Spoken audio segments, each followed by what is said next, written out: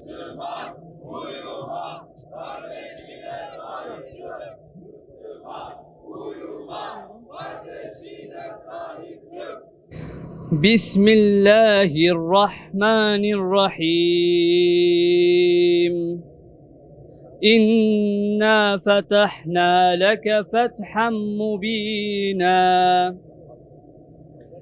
ليغفر لك الله ما تقدم من ذنبك وما تأخر ليغفر لك الله ما تقدم من ذنبك وما تأخر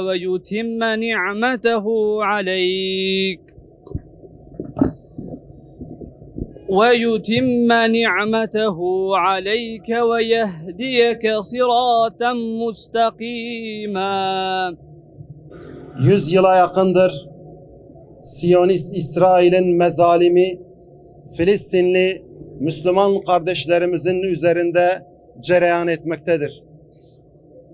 Tarifi mümkün olmayan acılar yaşatılmaktadır Müslüman kardeşlerimize.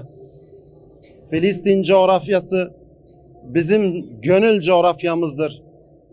Filistin coğrafyasında Kudüs vardır. Kudüs'te Mescid-i Aksa vardır. Mescid-i Aksa ilk kıblemizdir. Bizim için kutsaldır. Şu an bu değerlerimiz maalesef necis Siyonist İsrail'in esareti ve işgali altında Müslüman kardeşlerimizle birlikte adeta onlar da inim inim inlemektedir. 7 Ekim'den beridir özellikle Gazze'de, Filistin coğrafyasında tek özgür olan toprak Gazze'de Müslüman kardeşlerimiz adeta soykırıma maruz kalmaktadırlar. Evler bombalanmakta, binalar bombalanmakta, hastaneler, okullar, camiler bombalanmakta ve Müslüman kardeşlerimizin çocukları, kadınları, nazik bedenleri paramparça edilmektedir. Vahşi Siyonist İsrail insanlara değil, Müslümanlara değil, hayvanlara bile acımayacak kadar hayvandan daha aşağılık bir karaktere sahiptir. Karakter kelimesi de ona fazla gelir. Karaktersiz Siyonist terör şebekesidir İsrail. İsrail'in bu mezalimine, soykırımına karşı durmak insani bir sorumluluktur.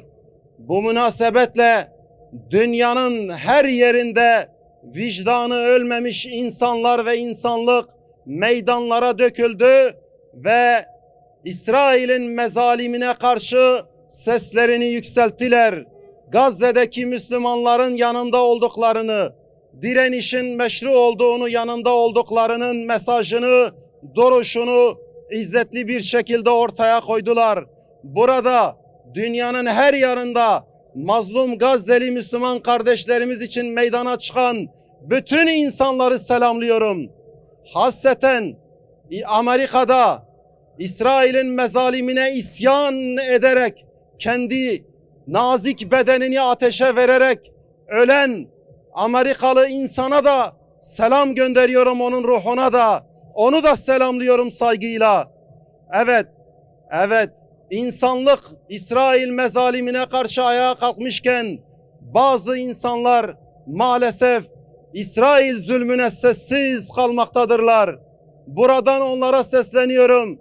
İsrail zalimken, zulüm ederken Müslüman kardeşlerimize, insanlara, siz İsrail zalimken siz de kusura bakmayın, vicdansızsınız. Zulme tepkisiz kalarak vicdansızlardan oluyorsunuz. Evet, Müslümanlar da elhamdülillah dünyanın her tarafında İsrail mezalimine karşı ayakta durdular. Meydanlara indiler ve inmeye de devam edecekler. Biz de devam edeceğiz.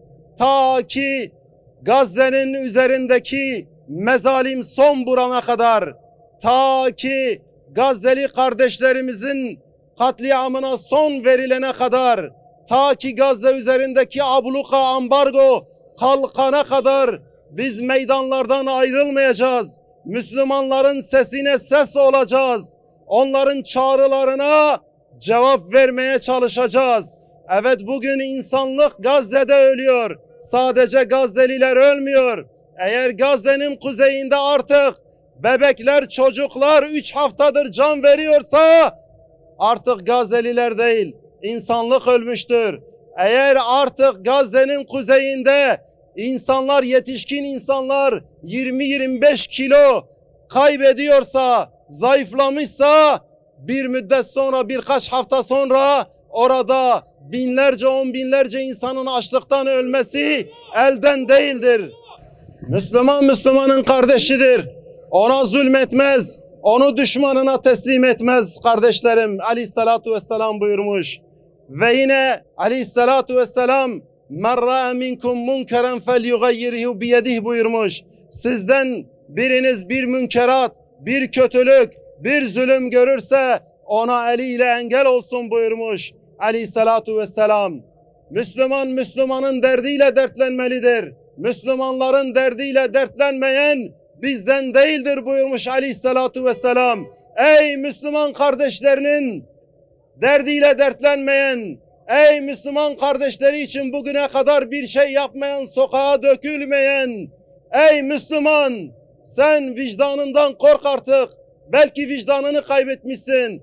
Bizler, kıymetli kardeşler, bu kardeşlerimizin yanında duran Müslüman safların içerisindeyiz ve içerisinde olacağız. Bazıları da ümmet uyuyor, kimse bir şey yapmıyor diyor. Hayır, kusura bakmayın. Yapan yapıyor. Elinden geleni ortaya koyanlar koyuyor. Belki bir şey yapmayan sizlersiniz. İşte Gazze'deki mücahitler bugün 6. ayına girmesine rağmen, tüm ambargo, ablukaya rağmen, açlığa rağmen İsrailli teröristlere karşı yiğitçe, sahabe gibi Müslümanca direnişini ortaya koymakta, imanlarıyla ve silahlarıyla o İsrail tanklarını kağıt gibi, karton gibi parçalamaktadırlar elhamdülillah. Müslümanlar güçlerini Gazze'de kaybetmediler. Aslanlar gibi ellerinden geleni yapıyorlar. Kim demiş kimse bir şey yapmıyor? Kim demiş ümmet uyumuş? Yemen'deki yalın ayaklı Müslümanlara ne diyeceksiniz? Sizin gözünüz körse, kulaklarınız işitmiyorsa Allah sizi hidayet etsin diyoruz. Yemen'deki Müslümanların Filistin'deki kardeşlerimizle dayanışmalarını nasıl görmüyorsunuz? Nasıl hiçe sayıyorsunuz? Lübnan'daki Müslüman kardeşlerimizin bedel ödeyerek İsrailli teröristlere karşı savaşmasını, cihad etmesini nasıl görmezden gelebilir vicdan sahipleri? Müslümanlar ellerinden geleni yapıyor elhamdülillah. Müslümanların dayanışması İsrail'i rezil rüsva edecek, İsrail'i yenecektir. Bismillahirrahmanirrahim. Elhamdülillahi Rabbil alemin. Vel akibetu lil muttaqin. Ve la udvane illa alel zalimin. Allahümme ehdina fîmen hedeyt. Ve afina fîmen afeyt. Ve tevellena fîmen tevelleyt. Ve barik lana fîme a'tayt.